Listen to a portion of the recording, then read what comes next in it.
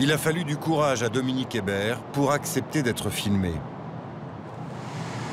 Il y a peut-être des personnes qui vont automatiquement me regarder de travers après avoir vu le reportage. Et quel genre de jugement il pourrait porter sur vous, d'après vous? Dire que je suis un handicapé, et à partir de là, commencer à m'insulter. Quand j'étais plus jeune, c'était classique avec les enfants. C'était du genre dire que j'étais trisomique, par exemple. Dominique est atteint d'une forme d'autisme appelée syndrome d'Asperger, qui toucherait en France entre 50 et 70 000 personnes. Des autistes qui n'ont aucune déficience intellectuelle, mais une multitude de symptômes, parmi lesquels une élocution particulière et une angoisse face à l'inconnu. Inquiet sur cette route qu'il ne connaît pas, Dominique va rater 2 fois le même embranchement. Voilà, j'en étais sûr. Et voilà. Remarquez, voilà. Et voilà, c'est ça.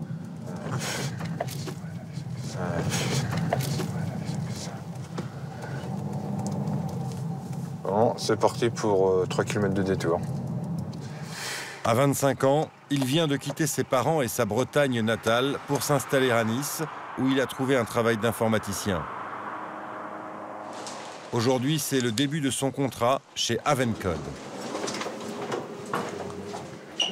Bonjour. Bienvenue. Merci. C'est le premier jour alors? Ah ouais, le début. Je vais vous conduire jusqu'au bureau de Laurence qui va vous accueillir. Une start-up fondée par Laurent Delannoy et sa femme, Laurence Weinberg, qui conçoit et teste des applications numériques. On va rentrer. Bonjour monsieur Hébert. Bonjour. Allez-y. Moi également. Après un CDD à Brest, Dominique va signer pour la première fois un CDI.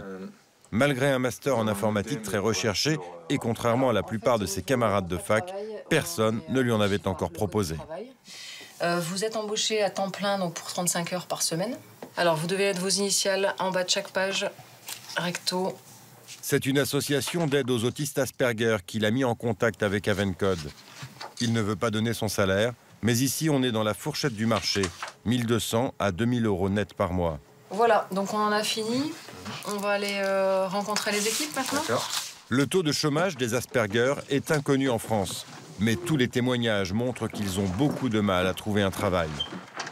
Avencode est l'une des rares sociétés françaises à les embaucher. Elle est ce qu'on appelle une entreprise adaptée. Dominique. Ces 10 salariés ont tous un handicap, et parmi eux, 6 sont touchés par le syndrome d'Asperger. Donc, ce qu'on va faire, je vais vous laisser vous installer. Comme Olivier, le nouveau voisin de bureau de Dominique. Il y en a qui ont quelques comportements un peu spécifiques là, dans l'équipe. Alors qu'il y en a qui ont leur petite manie ou autre, ou manière. Tu verras avec Cyril, il a une hypersensibilité. C'est ce qu'on a dit, à l'odeur, c'est ça? À l'odeur, à la lumière, pas mal de choses. Moi, de mon côté, pas trop. Enfin, c'est plus au niveau de la communication que j'ai quelques difficultés, mais c'est tout. Malgré leur handicap, pour communiquer et s'adapter à l'inconnu, les autistes Asperger peuvent être très performants au travail. Grâce à un souci du détail, un perfectionnisme quasi obsessionnel et un goût pour les tâches répétitives. Ils acquièrent souvent un talent hors du commun dans les domaines scientifiques, notamment en informatique. Dans l'arrière-pays niçois, vit l'un des informaticiens d'Avencode. 25 ans, passionné de jeux vidéo, Jérôme habite chez ses parents. Ces soirées, il les passe sur son ordinateur jusqu'à épuiser tous les scénarios des jeux. Vous êtes bon à ce jeu, non? Je l'ai fini quelques fois. Fini carrément? Oui, fini. Si je m'y mets vraiment, en 2 jours, je le finis le jeu. Bon. Mais comme beaucoup d'Asperger, il est un peu perdu dès qu'il s'éloigne de ses centres d'intérêt. Sa mère l'a poussé à être autonome à 19 ans, mais ça n'a pas été concluant. Quand il allait faire ses courses, il y allait peut-être 3-4 fois dans la journée. C'est-à-dire qu'un coup, il partait, il allait acheter pain au lait.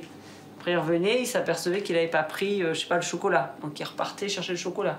Et puis, il avait oublié le sel. Il repartait chercher le sel. Voilà. Et parce qu'il n'arrivait pas à généraliser, enfin, à se rendre compte de ce qu'il avait besoin. Donc, on va regarder les photos. Jusqu'à tout récemment, la mère de Jérôme, gouvernante, et le père, réparateur électronique, ont vécu dans l'ignorance du handicap exact de leur fils.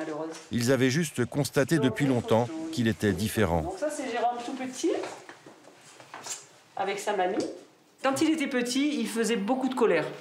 C'est-à-dire, il tapait des pieds, il pleurait. Et nous, on pensait que c'était des gros caprices, en fait. Parce que quand il faisait des colères comme ça, des fois, la seule solution qu'on avait, c'était de l'attraper tout habillé et de le mettre sous la douche froide.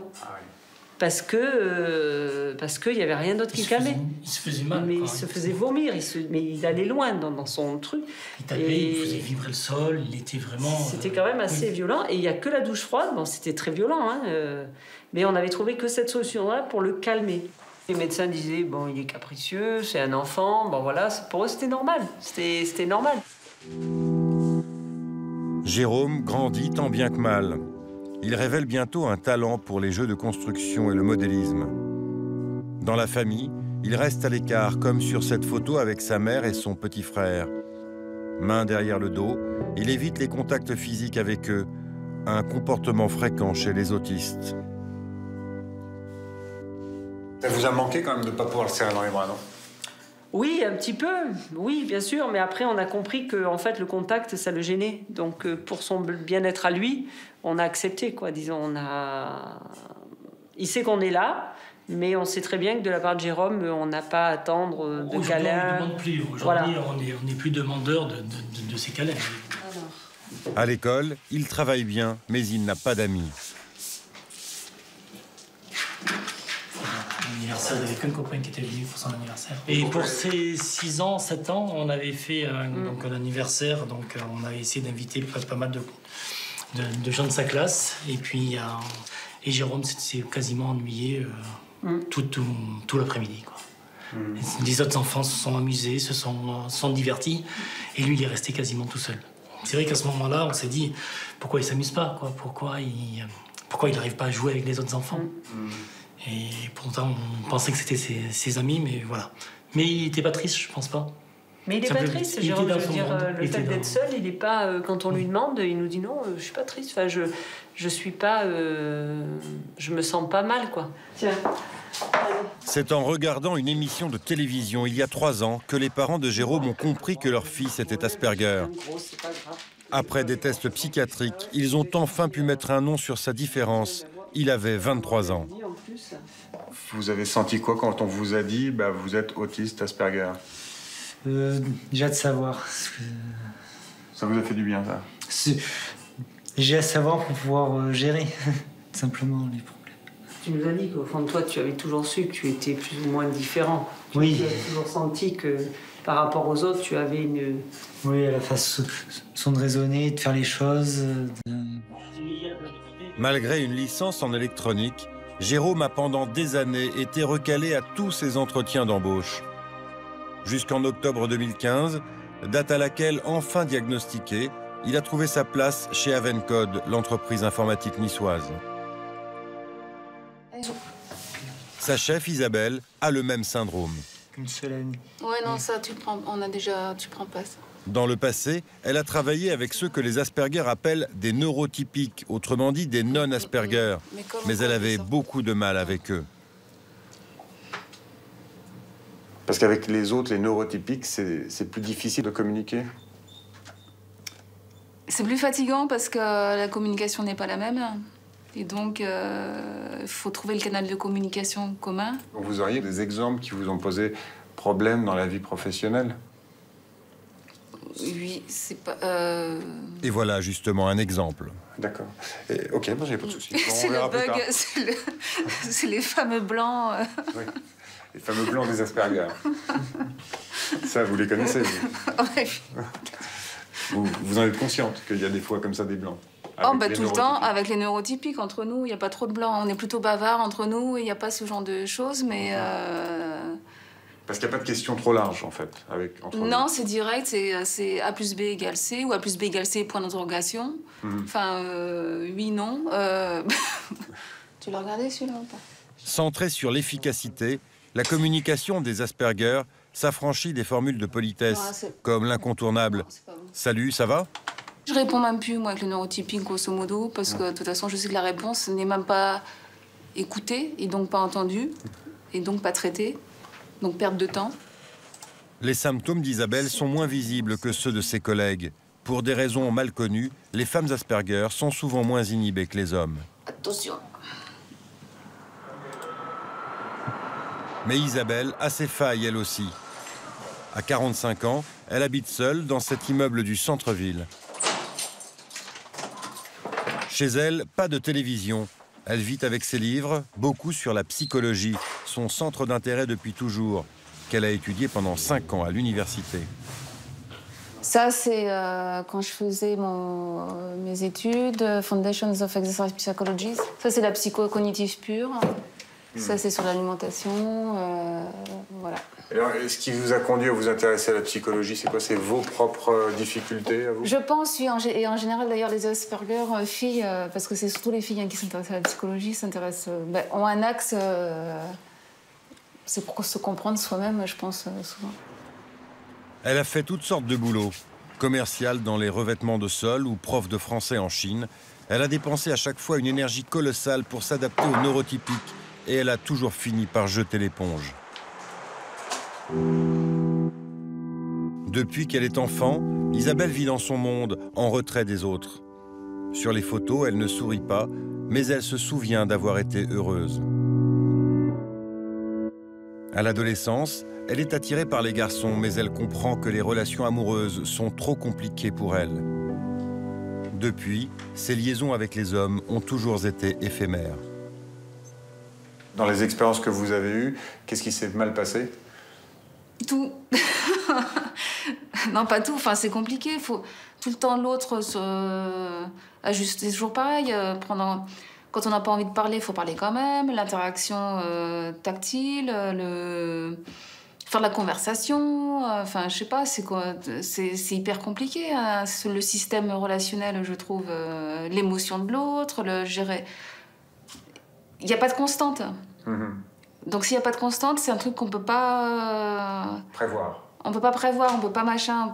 Donc c'est le truc qui part dans tous les sens tout le temps, donc c'est l'horreur en fait. Mais quand vous parlez de l'aspect tactile, c'est vrai qu'on dit toujours que les autistes en général ne veulent pas être trop touchés.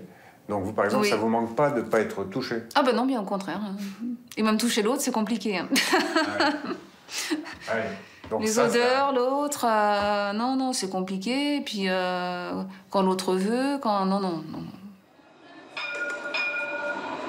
Comme tous les Asperger, Isabelle a une vie réglée à l'extrême. La foule et le bruit l'angoissent, alors tous les soirs, elle fait ses courses en bas de chez elle, dans une supérette bio où il n'y a jamais trop de monde. C'est presque un rituel. C'en est un. Un poireau, 2 radis noirs, une patate douce, pas 2, une. Ah d'accord. Le rituel, c'est aussi tous les soirs d'écouter en boucle la même musique pendant des heures.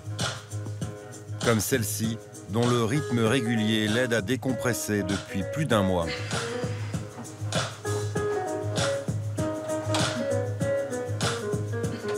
Mais cet équilibre, fragile, est toujours menacé par les imprévus.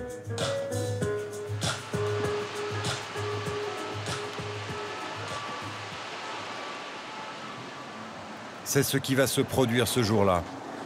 Isabelle accompagne son patron Laurent chez un client potentiel. Bonjour. Quant, une start-up française basée à Nice, veut concurrencer Google sur la recherche Internet. Ses dirigeants envisagent de faire appel à la société de Laurent pour tester leur application mobile.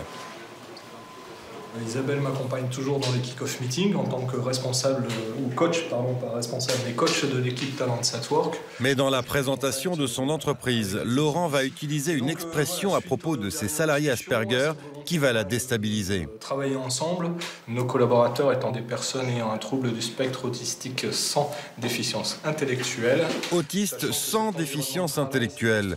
Isabelle note immédiatement l'expression sur un post-it. Je propose de passer une grille déjà pour voir l'état actuel de l'ergonomie. Face à ses interlocuteurs, elle ne montre aucun trouble. Mais à la fin de la réunion, nous essayons de savoir pourquoi elle a tiqué. L'état actuel de l'application. Vous aviez réagi quand Laurent a parlé d'autiste qui n'a pas de déficience intellectuelle. Ah oui, j'ai noté ça aussi, effectivement. Je l'ai noté là, mais j'ai caché. En fait... D'habitude, il dit autiste avec déficience intellectuelle, donc là, c'est rassurant. Mais si j'entends déficience, du coup, ça me dérange. Puisque, c'est une question d'habitude. Du coup, j'étais un peu mélangée dans mes paramètres. Et je me suis demandé qui suis-je, finalement. Carrément, ça vous a remis en cause à ce point-là, quoi. Sans déficience au lieu de avec efficience. Pour Isabelle, ce changement minime de vocabulaire est compliqué à gérer. Le lendemain matin, elle a rendez-vous chez Avencode avec une psychologue. Alors, Isabelle, vous êtes capable de le faire, mais il y a un effort, il y a un Exactement. Spécialiste des Asperger, Andrea Santos vient ici tous les 15 jours pour évaluer l'équilibre psychique des salariés. Se mobilise. J'ai eu un petit bug hier, justement, en réunion. Je l'ai même fait la boucle hier soir. Bref. Tourner en boucle sur des questions en apparence anodines, un problème typiquement Asperger. Pour l'aider à passer à autre chose, la psychologue va choisir ses mots avec précaution. Sans déficience intellectuelle. Je pense que pour vous, ça pourrait être plus optimal si vous l'avez pris pour une maladresse de langage sans un impact trop significatif. Oui, c'est problématique, parce que moi j'aime bien, tu parles de quoi, tu parles précisément.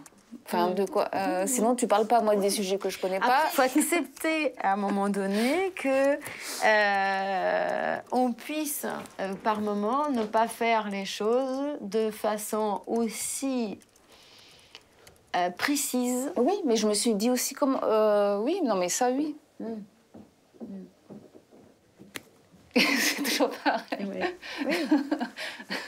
Ça vous a soulagé ce qu'elle vous a dit ou pas? Évidemment, mais souvent, ouais. D'ailleurs, j'ai appelé la dernière fois aussi Andrea pour une autre chose, autre boucle, et pareil, des blocages. C'est du coup nécessaire de la voir.